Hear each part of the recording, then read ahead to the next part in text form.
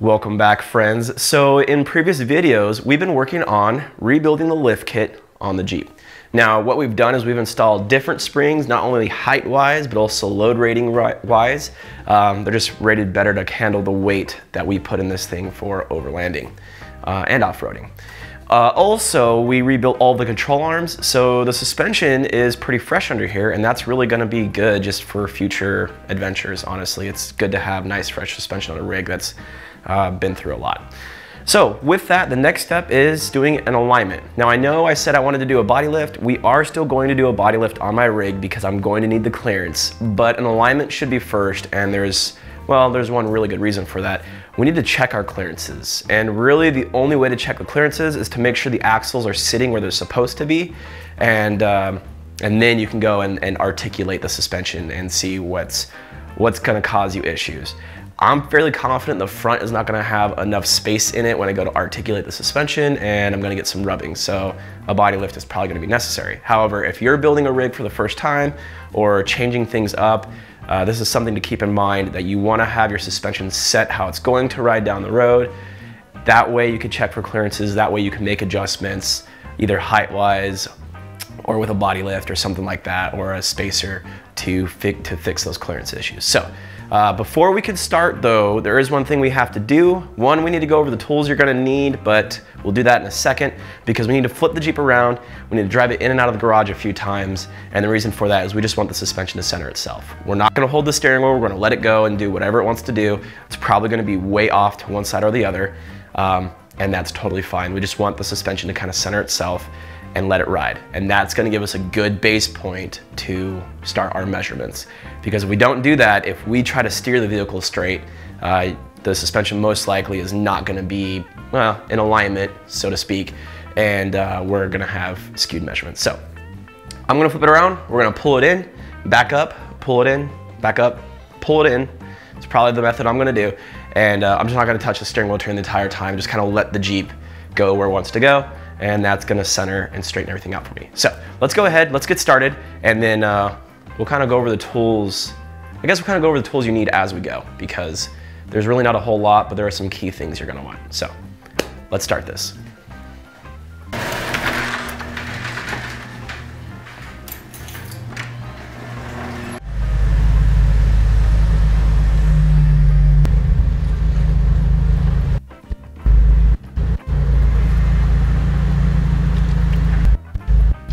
All right, I'm just gonna let go of the steering wheel here and let the Jeep do its thing.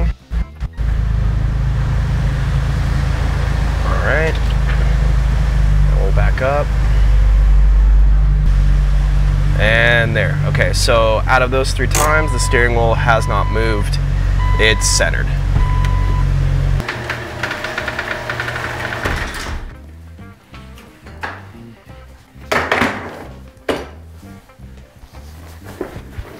All right, so let's talk about a few things first before we get started.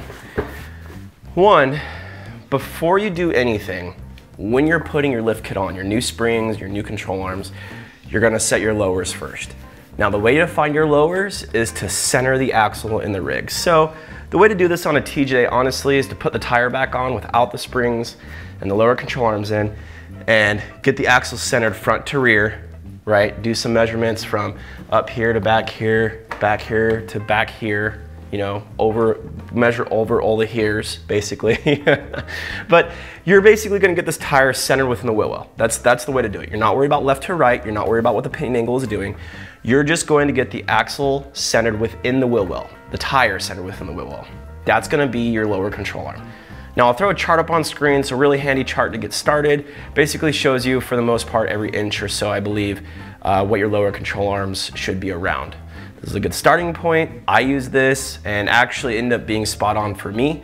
And so my lower control arms front and rear are 16 inches.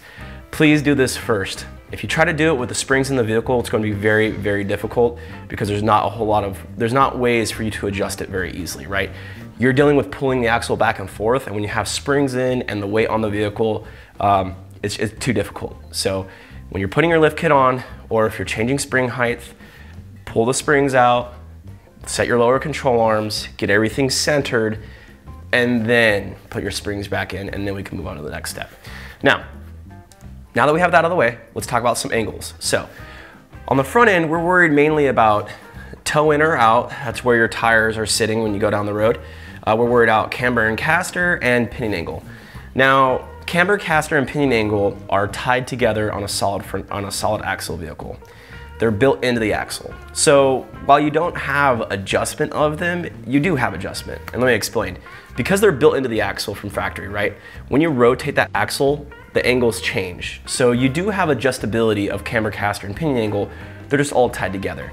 Now on a TJ specifically, and probably an LJ, from 0 to 4 inches, you don't really have to worry about camber and caster too much. You're more concerned about the pinion angle. That's because the pinion angle is gonna keep you within spec for the most part, unless you have something different going on, like a tummy tuck or whatever.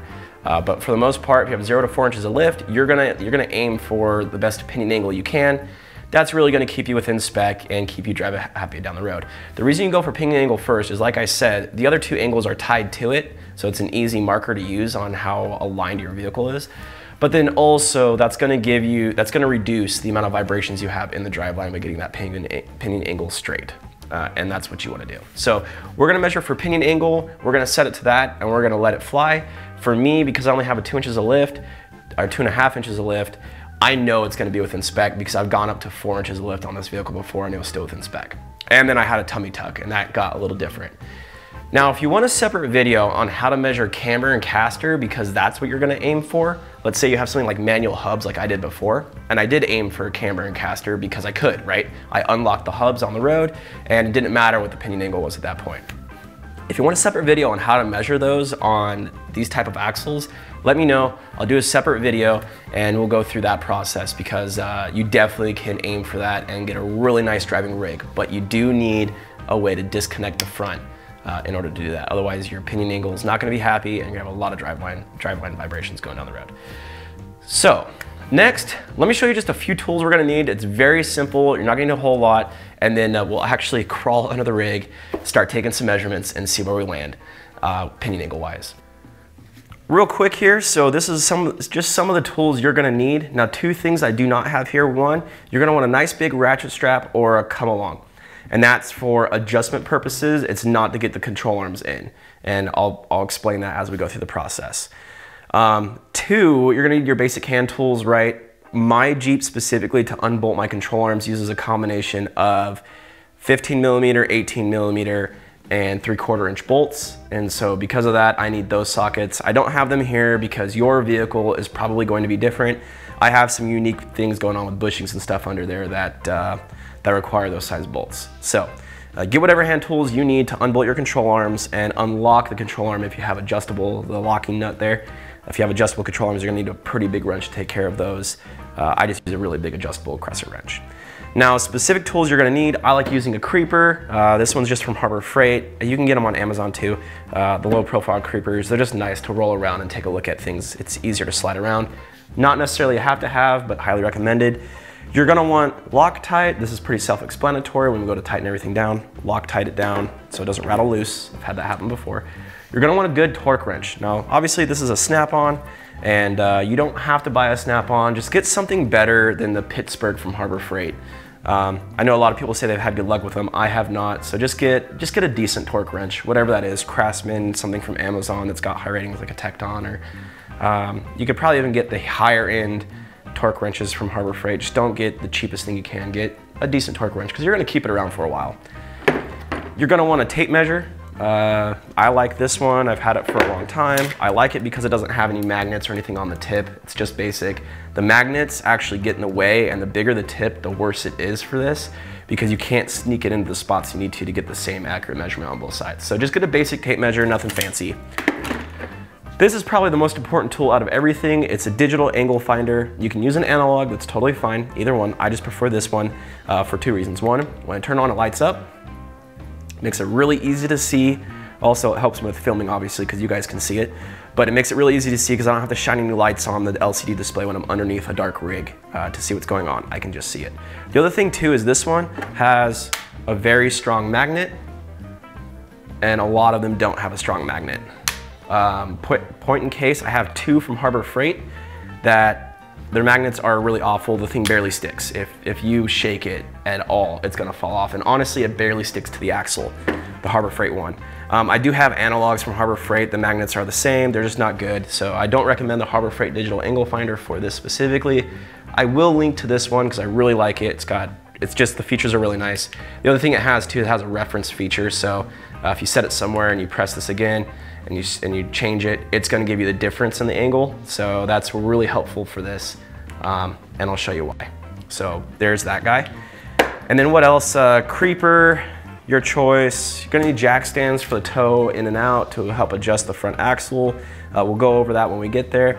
And then you're gonna need a floor jack.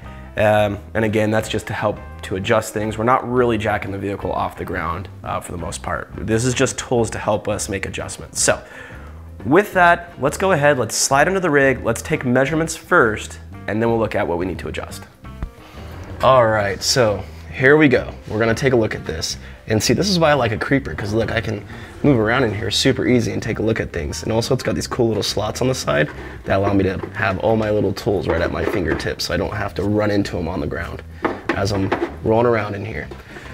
Okay, so this is the front axle and this is the front drive shaft. This is where we're gonna be taking our first measurement, because like I said, we are more concerned about paint angle at this point. One thing to note here, you might be able to see this is a weight. Your front drive shaft is probably gonna have weights and Zerk fittings and all sorts of stuff in the way. You wanna make sure you get to a spot that is clean and free. I have a nice clean spot up here, it looks like, and we're gonna measure on the top of the housing. Just make sure that the dirt and stuff, there's no big oil patches or big grimy mud chunks or anything anywhere that's going to skew your results. Also, I realize it's very tight in here. I'm going to do my best to show you where to put this stuff. It's tight, but I'll do my best in explaining this and showing it to you. It's hard to get cameras up into these areas. So we're gonna take our angle finder and we're gonna set it right here on top of the housing. And you want this as straight up and down as you can get it. Obviously you don't want to stick it here and you don't want to go too far back. So we're gonna get it right as much in line with the axle as we can. And it's about there. And you can see as I twist this, you might be able to see the numbers changing. That's the hard part, right? So you got to get this in line as best as you can. So we're going to call that right about there. Yeah, we're going to call it there. Okay, so 5.97 degrees. Now here's what's nice about this angle finder. We're going to hit the reference button. Now this is going to tell us the difference in the two angles. And on the drive shaft, I'm going to stick it on the very top and slide it all the way against the yoke here, keeping it as vertical as possible. I'm not twisting it or anything. And right now it says we are 0.14 of a degree off. If you look at that, hopefully you can see it, 0.14 degree off. Now I pressed the hold button, that's why it's not changing, but that is how far we're off. That is pretty dead even. That's actually pretty good. When we drive, it will twist a little bit, and that's okay. It's most likely going to twist up slightly. Because we have, because we're so dead on, we're actually not going to make an adjustment, but I'll walk you through if we had to. So, if we had to make an adjustment, what you would do is you're going to drop one control arm off the top. Preferably the passenger side control arm, take that one completely off. Then what you're going to do is you're going to put a strap around that upper control arm mount and go back to like your skid plate or something. You're going to ratchet it tight until you can slip the bolt out of the second upper control arm. Then what you're going to do from there, now you have no upper control arms and you have a ratchet strap holding your axle on. What you're going to do from there is you're going to use your angle finder and you're going to continue ratcheting until you get your angles where you want them. A degree off, somewhere between 0 and a degree is fine. You actually don't want it dead even, because if you do, the U-joints won't operate as a bearing. They'll sit in one spot and just wear and not wear well. So you want them to have a little bit of movement, so being a little off is okay. Up to a degree, I would say, for what we have going on here. All right, so you have your control arms out. Let's say you've ratcheted the axle back with it tied to the passenger side control arm mount, and you've ratcheted the whole thing back and you're where you want to be on your angle. Let's say you're 0.14 off of a degree. Okay. Now what you're going to do is you're going to take your driver's side upper control arm, you're going to adjust it, you're going to put the bolts in, you're going to lock the locking nut down, and you're gonna bolt it all the way in, and you're gonna done. Then, this is the key, you're gonna undo your strap, your ratchet strap. The reason is these bushings, your upper control arm mounts on the front axle specifically, they have a little bit of play into them when you release the tension. So you're gonna release it completely with that driver's side upper control arm fully installed. And then you're gonna slip in the passenger control arm, lock it all down, and be good. The reason we're doing it this way is because if let's say you adjust the driver's side control arm, you bolt it all in, then you try to get the passenger side and you try to make them exactly the same length. You're not going to. There's variances in the mounts, right? And so if the passenger side mount is off by, let's say, 1/4 inch, which it totally can be, not only do they bend, but the factory is not super perfect at aligning everything. So let's say it's 1/4 inch off and you try to make both upper control arms at 14.5 inches, for example. You do that, the passenger side will most likely not going in. So now you're ratchet strapping the entire axle back to get that upper control arm on the passenger side to meet, or to get in.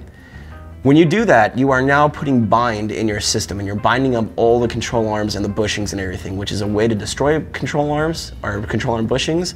And it's also a way to introduce bind into your suspension, and when you go crawling or off-roading or whatever, it's gonna be bad. It's gonna destroy things. So you don't wanna add any more inherent bind than there already is in the system. And the way to do that is just like I said, you're gonna disconnect all the upper control arms with a ratchet strap installed, put one control arm in, after you find all your angles, lock it down, undo your straps completely, and then you're gonna go in and you're just gonna slip in the other control arm and then lock it all down. And that's gonna give you a perfect situation where there's not gonna be any bind and everything's gonna be aligned where it needs to be. So, the front is done as far as this goes. Now the rear is the exact same way, except instead of putting a ratchet strap, you put a jack underneath the pumpkin here. The reason the difference is the front axle likes to twist up. You can't really put a jack right here to make that adjustment, so you put a strap on the axle to make the adjustment.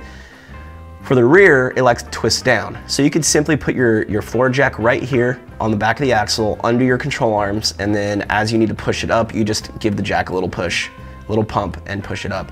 The rear is really easy. It's the exact same method, so I don't think we need to go over it. Now that we've done this though, we see that this is pretty much in alignment. We know our lower control arms are where they need to be, right? Because we've done all that. Now, and the upper control arms are now where they need to be. Now, the harder part, in my opinion, is getting the track bar. So let's get out from under the rig, let's do the front track bar and get that aligned. All right, here we are underneath the rig on the front. Our track bar is back here. You may not be able to see it, but what the track bar does is it locates the axle left to right under the rig, basically centering it left to right, if you will. So there's a few places to measure from. Some people like to do the top of the spring perches to the tire, to the edge of the tread. You can do it that way. You can go from the tire to something, the rim to something. It doesn't matter really where you go to. Just the spot you pick out here on the rim or the tire, make sure it's the same on both sides and make sure the frame is the same on both sides. For me, I can't really go here. On the TJs and LJs, you have this steering box mount here that changes the frame, so I can't use this. I can't use the rear control arms because they move as you turn the steering wheel, right? So that's not gonna be used. And then there's really no good place. So what I like to do is I like to go from this casting mark here when you're making the tire. It's this rib. It's the same all the way around the tire that I found. So what we're gonna do is we're gonna go to that rib at about the same mark on both sides, right about there. And then I'm gonna go to this body mount bolt up here, and I'm gonna take that measurement. Looks like we're out 24.25. So then what I'm gonna do is I'm gonna go to the other side. Same place on the rib, as close as I can get it. If you're 1/4 inch off, you're okay. And we're 24.25. So it looks like I actually got that right on. I don't know how I did that. But okay, so it looks like that's right on. Now, because we're not gonna adjust it because it is dead on, here's what I'm gonna tell you. I'm gonna give you a trick. When you undo your track bar, a lot of people will tell you, okay, undo it, let the suspension settle, and then bolt it back in. That's actually wrong. When you lift a TJ or LJ or something and you undo the track bar, the whole rig is actually gonna shift over to the left or the right, most likely to the passenger side. and that's not centered anymore. The right way to do it is to unbolt it, but you want to see where everything is at, and then you want to center the axle based on your measurements. What you don't want to do is you don't want to just let the suspension decide where it's going to rest. Like I said, on my Jeep, if I unbolt this control arm or the track bar and let it rest, right, the whole Jeep will shift about 3 inches over to the passenger side. If I made that adjustment and bolted it back up, that obviously would not be correct. Well, now that we have these jack stands unpackaged, which actually these kind of look nice. I like the size of them. I kind of like how they're built. Got decently thick steel, and they're actually got a little bit of gusseting going on the bottom. Oops, got some gusseting going on the bottom here in the corners. So yeah, they're not bad for what they are. I'm not going to say the most amazing, but they're not bad. They have a nice little lock here.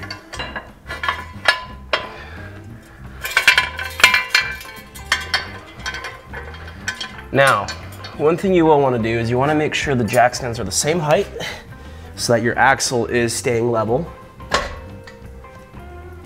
All right, that looks good. So the axle stays nice and level.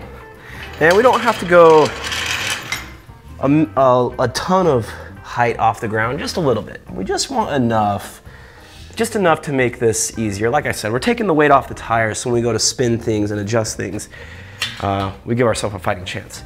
Okay, let's go ahead, let's break everything loose and start the adjustments. Okay, so we went ahead and unlocked everything. Well, just the tie rod. I'm gonna leave the drag link locked for right now because we're only gonna do the tie rod. And then we'll come back and straighten the steering wheel out. So this is unlocked. It's nice and easy to turn because we have the weight off of it. That's key, right? We're not putting any extra stress on these joints trying to adjust anything, but the suspension still has weight on the axle, and that's where it counts. Now, what we need to do to measure toe is we need to measure the front and the back of the tire, and let me explain. We're basically gonna take a measurement on from the front, like this, all the way across, and then we're gonna do the same thing on the back of the tire. We're gonna subtract the measurements essentially and see what we get. For a solid front axle, we want the difference between the front and the back to either be 0 or toed in. That means the front tires are narrower than the back of the tires, just a little bit, like 1/8 at the most.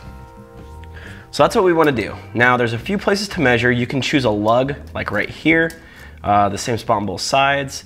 I don't like doing that specifically because lugs they can wear differently, and so you may not get the very accurate measurement.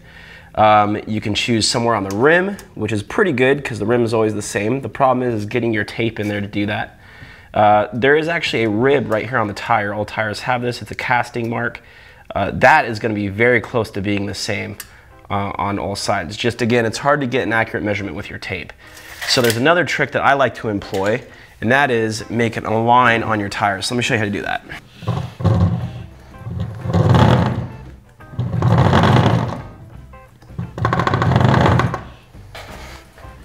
Okay, now for the stretchy part. We're gonna have to figure out how to measure this. So we put our lines on, and what I'm gonna do is I'm just gonna hold it here and then stretch myself out as far as I can and see what we got going on. Make sure I stay on that line.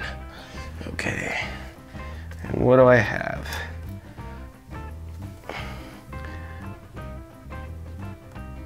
Looks like 53 1/8 is what I got, or 53 1/16, I mean. Measure it one more time in case I moved.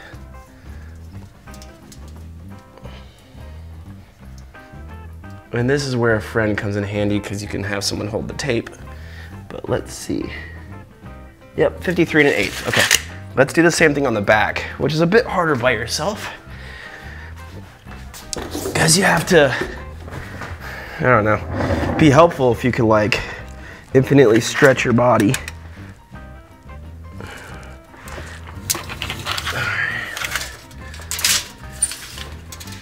So I said 53 1/8, or 53 1/16, right? All right, let's see what we got over here.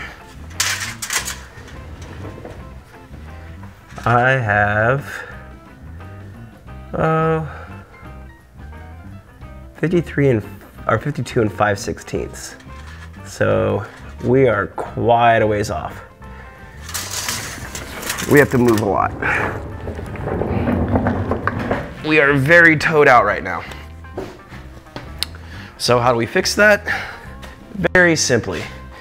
All we do is start screwing this in.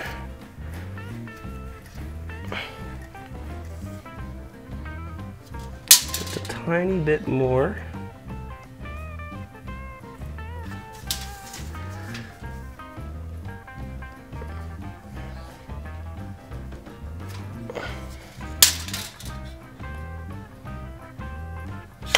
And I think that's it. So our tie rod is all tightened down now and good to go. It's in spec and where it needs to be. That means when we drive down the road, we're not gonna get any odd wear and the vehicle is hopefully gonna drive really nice. The last thing we need to do on the front end is adjust our steering wheel. I'll show you inside when we start doing this, but my steering wheel is way off right now. We know the tires haven't changed, so they're still aiming straight. So we can just go ahead, loosen this guy, and spin it till that steering wheel is nice and straight. Now this part, honestly, can get a little tedious. Only because, well, depends on how much OCD you have and how straight you want that steering wheel. But again, alignments really are all about getting your measurements correct. So if you take your time, get your measurements, the longer you spend on it, the better everything is going to be. Not just the straighter, but you're gonna have better wear life in your tires, and you're actually gonna drive nicer down the highway too. All right, there you go. You can see just how far the steering wheel is off. So let's go ahead, I'm gonna rotate that coupler, and you're gonna see that steering wheel move.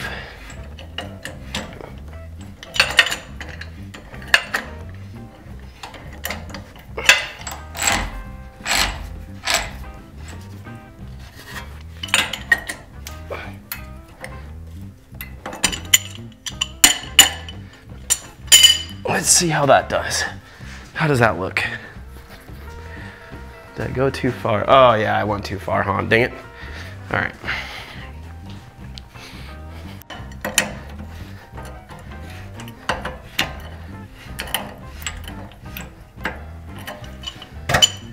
All right, the last thing we're gonna do is clean up these bolts a little bit. They're looking a little, well, they just need a little help. All right, and then we're just gonna Loctite this down. Whoops. Don't need that much. There we go.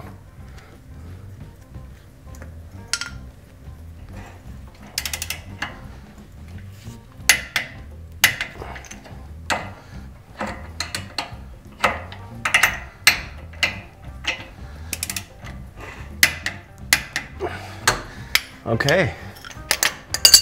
There we have it. All right, so there you have it. There's how to do an alignment, basically an at-home alignment on your vehicle after you've lifted it.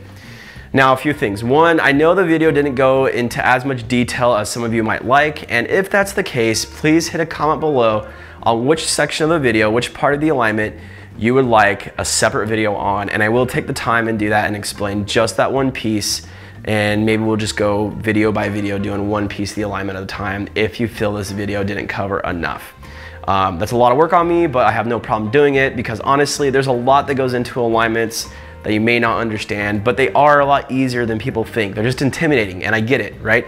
I was there too. The first time I did mine, I didn't believe myself. I took it to an alignment shop and they said, wow, you did a really good job. And then they charged me 150 bucks and handed the vehicle back. And I thought, well, you know, that's what's the case. I didn't even need to come here. So I don't go to alignment shops anymore. I just do my own. And as you saw, I have very basic tools. I'm very limited on the tools I have now. And well, if I can do it, you can do it, to be honest. You don't need many tools. So this is something that everyone can do on a solid axle vehicle. It just takes time, a little bit of know-how. And after this video, you should kind of have a better understanding of how to do it. For the rear, I know we didn't do the rear specifically, but the rear is the same as the front, except it's actually a little easier, right? You don't have any of the steering components to worry about. When it comes to adjusting the pinion angle, the pinion's gonna wanna push down in the rear when you undo those control arms. And so what you do is you just support it with a jack, a floor jack. When you undo the control arms, you just jack that baby up until you get your angles right with your digital angle finder. Just like I showed you how to do in the front, it's the same exact process in the rear, except no ratchet straps or anything. Just use that floor jack. It's so easy to do in the rear. It's really not worth showing you, to be honest. once you try it, you'll realize it's stupid easy. The track bar is also easier in the rear because you have better measurement points. So you can scribe a line on the tires just like we did with the front, and then all you do is you measure from the frame to that line. And then, well, you can't really do the line because if you put the line in different spots, you're gonna get different measurements. So scratch that part, but basically measure from the frame to a good lug. A good lug in a tire that's repeatable. All you need is a repeatable spot on the tire somewhere. If you measure from the frame to a repeatable spot on the tire, measure both sides, all you do is undo that track bar and then literally just hip check the vehicle over one way or another, which way you need to go. It's not gonna be much in the rear, not like the front for whatever reason, I'm not sure. But the rear is so much easier to line with a track bar. And remember guys, with the track bars, you just have to get it close. Within 1/4 of an inch typically is what you need. Now, the more aligned you get it, the better. So the more time you spend on this getting it perfect, the less time you're gonna have to mess with it later on. And that's what I like to do. So I usually triple check all my measurements and then just kind of go from there and go in increments and get it perfect. For whatever reason though, if you have a problem with it and you can't get your track bars absolutely perfect, just get them within 1/4 of an inch. You'll be fine, you're not gonna notice it. Double check your clearances to make sure you're not rubbing on a tire or anything, and you'll be totally fine. In fact, most shops that you take this to have it aligned are gonna get the track bars within 1/4 inch, and then they're just gonna lock them down and send you down the road and call it good. And that just is what it is. There are some really good shops out there who will take their time to actually do it. They're gonna charge you for it, but they will get it as spot on as you can. To be honest though, if you take your time and do it yourself, like I showed you how to do it here, and really take your time with the measurements, you will probably do better than 95% of the shops out there who are gonna align your vehicle. The first time I did mine, I was really intimidated by it, and so I took it in to have it aligned, and they charged me 150 bucks and then handed me back the little measurement sheet and said, you did a really good job, we basically didn't have to touch it. And I was like, well, if you didn't really have to touch it, then I shouldn't have brought it in and saved 150 bucks. So honestly, if you take your time, really understand what you're doing, follow this video, look up some other videos who are probably better at explaining this stuff, and just take your time with your measurements is what I can say. Just take your time and go through it. You'll probably have a very excellent alignment that'll last a really long time. And then the only thing you'll have to do after that is just keep an eye on your toe measurements after every trip. After every trip, check it. Doesn't mean you'll have to adjust it, but it's a good idea to check your alignment every trip or so because they are a little easier to knock out of alignment. So with that, I am getting exhausted. I think it's time to end the video so that I can shower and go to sleep. Hit the comments below if you have any questions. Thumb up if you like this video. And we are gonna do some videos on getting the shop set up because again, I have some interesting ideas like I mentioned in the last video. Also, we're gonna do a body lift and a motor mount lift. That might be 2 separate videos just because time-wise for me is a little harder these days. But we are gonna do that as well. And then there's some other really unique issues we have to take care of only because I don't have a roof rack anymore, which means our whole camp setup has to change and there's a lot of things that have to change. So with that, it's time to end the video. Thank you guys for watching. I really appreciate it and we'll see you in the next one.